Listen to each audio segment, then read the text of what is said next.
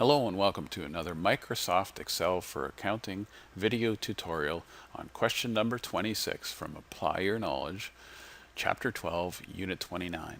The main topic here is reversing entries. Now, what is a reversing entry? Well, after closing expense accounts and revenue accounts. Well, what if we had something that was left in an expense account that was interest owed but not paid, or salaries owed but not paid? We have to bring that back.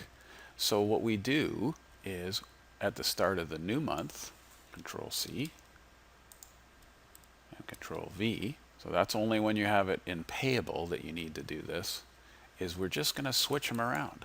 So instead of interest expense being the debit, we're going to go interest payable is the debit, and interest expense is the credit. And my particulars should be reversing entry for closing of account. And we'll change the salaries expense to salaries payable, and salaries payable to salaries expense.